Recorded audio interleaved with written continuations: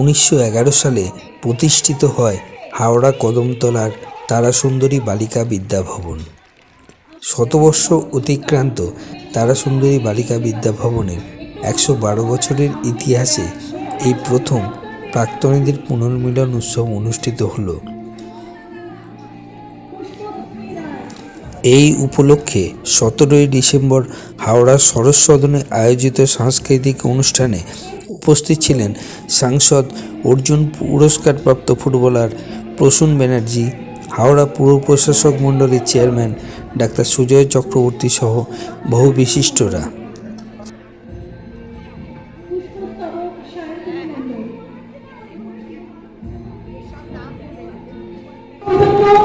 ছিলেন স্কুলের প্রাক্তনী, বর্তমানের সাংবাদিক উপস্থাপিকা পিউ রায়, সঙ্গীতশিল্পী পিউ মুখার্জি, সুচেতা চক্রবর্তী, নন্দিনী লাহা সোম প্রমুখ।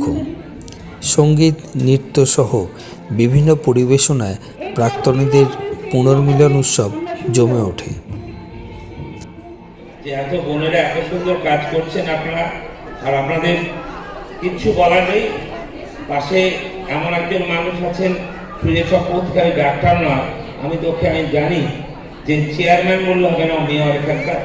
খুব সুন্দর পরিবেশে এসে আশা রাখবো আপনারা সকলে মিলে এই স্কুলকে আরো অনেক বড় জায়গায় হেল্প করবেন পৌঁছতে। প্রসূনদা আছেন এই স্কুলের আমাদের নতুন যিনি পরিচালনা সমিতির যিনি প্রেসিডেন্ট।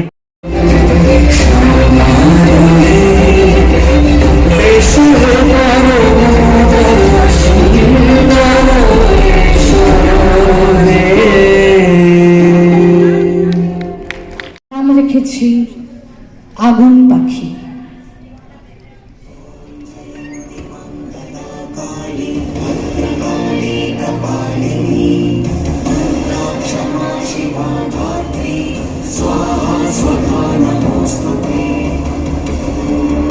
মাটি, জল, বায়ু, অগ্নি এবং মানুষ, ভারতবর্ষ তোমাকে প্রণাম করে সেই ইতিহাসে কোণঠাসা নারী আমরা শুরু করলাম কথা মানবীর ভাষ্য।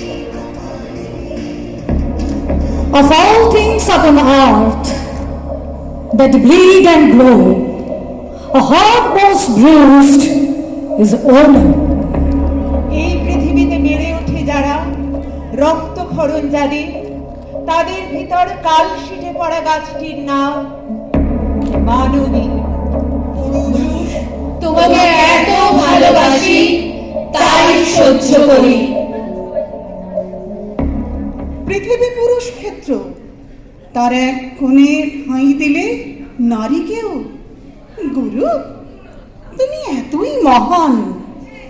পুরুষ, তোমাকে খুব ভালোবেসে ফেলেছি বলেই শতাব্দীর কাল শিটে জমেছে হৃদয়। বর্তমানে TV9-এর সাংবাদিক উপস্থাপিকা পিউ রায় এবং আবৃত্তিকার নন্দিনী লাহা সোম তাদের ভালো লাগার কথা শিরোনাম ডিজিটালকে জানালেন। কেমন লাগছে এই প্রাক্তনী? এটা না ভাষায় বলে বোঝানো যাবে না, আমি খুব চেষ্টা করছি তাও অল্প কথায় বোঝানোর। এটা হচ্ছে নিজের বাড়ি ফিরে আসার মতো, মানে আমি যেন অন্য কোথাও ছিলাম, অনেকদিন পর নিজের বাড়িতে ফিরলাম। আসলে স্কুল আমাদের সেকেন্ড হোম, আর জীবনের একটা বিরাট বড় সময় আমরা স্কুলে কাটাই। বাড়িতে মা যা শেখান, বাবা যা শেখান, তারপরে আমাদের ভিত গড়ার যে কাজটা করে বাকিটুকু সেটা স্কুল। আর স্কুলের টিচাররা যেমন বকাঝকা করেন, আদরও করতেন, মানে সব মিলিয়ে মিশিয়ে স্কুল জীবনের অবিচ্ছেদ্য। সেই স্কুলের পুরনো এক টুকরো স্কুল, এক টুকরো স্মৃতি যেন আজকে শরৎ সদনে উঠে এসেছে। আমি আপ্লুত, ধন্যবাদ যারা আমাকে ডেকেছেন তাদের, থ্যাংক ইউ সো মাচ। নমস্কার। তারাসুন্দরী বালিকা বিদ্যাভবনের প্রথম প্রাক্তনী সম্মেলন, 112 বছরের ইতিহাসে প্রথম প্রাক্তনী সম্মেলন আজকে অনুষ্ঠিত হতে হচ্ছে শরৎ সদন 1-এ। আপনারা সবাই নিশ্চয়ই উপভোগ করছেন এই অনুষ্ঠান। আমাদের প্রাক্তনীদের অনুরোধ, এরপরেও আমাদের সঙ্গে থাকবেন, যাতে প্রতি বছর আমরা এরকমভাবে প্রাক্তনী সম্মেলনকে সফল করে তুলতে পারি। যে প্রাক্তনীরা আজকে আসতে পারলো না তাদের জন্য আমি চেষ্টা করেছিলাম যে যদি কিছুটা লাইভ করা যায়। যারা বাইরে আছেন তারা আলাদা করে আমাকে অনুরোধ করেছিলেন অনেকে। আমরা ভিডিও কিছু তুলে রাখছি, আমরা সেই সমস্ত ভিডিও ফেসবুক ওয়ালে পোস্ট হবে বা অন্য কোনো ইউটিউব চ্যানেলেও পোস্ট হবে, তার থ্রু দিয়ে তারা জানতে পারবে।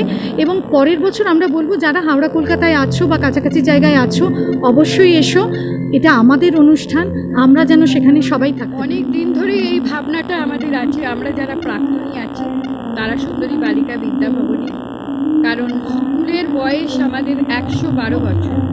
এই 112 বছরেও একটিবারের জন্যও তারা সুন্দরীদের পুনর্মিলন হয়। তো আমরা চেষ্টা করেছি, অনেক বছর ধরেই আমরা চেষ্টা করছি, অবশেষে আমরা সফল হয়েছি এই আজকের দিনটা এখানে মানে মঞ্চস্থ করতে। অংশ আমি তো বলবো আমাদের তারা সুন্দরীতে এত কৃতি ছাত্রীরা আছে, সবাই দেশে বিদেশেও ছড়িয়ে আছে, কিন্তু সবার সঙ্গে তো যোগাযোগ করাটা সম্ভব নয়, কারণ এইটা আমাদের প্রথম বর্ষ। আমাদের বলতে পারি এটা প্রথম বর্ষ বলে আমরা খুব ছোট্টভাবে এগিয়েছি, ছোট্ট প্রয়াস একটা আমাদের। নিশ্চয়ই আমি ভাবছি এটা খুব সফল হয়েছে এখনো অবধি যতটা অনুষ্ঠান হয়েছে। তো এইতে ধরুন আমাদের আমন্ত্রিত যারা ছিলেন, রবীন্দ্রসঙ্গীত শিল্পী জনপ্রিয় জয়তী চক্রবর্তী, তারপরে আছেন তিনি গান গাইছেন এখন যিনি মঞ্চে আছেন পিউ মুখার্জি, TV9 পিউ রায়, আচ্ছা খুব ভালো আমাদের ভীষণ ভালো আবৃত্তি করে শোনালেন নন্দিনী লাহাস। আর এই যে আমার পাশে ছোট্ট ছোট্ট বোন, এরা কিন্তু আমার কন্যা সঙ্গেরা, কিন্তু আমার বোন যেহেতু আমাদের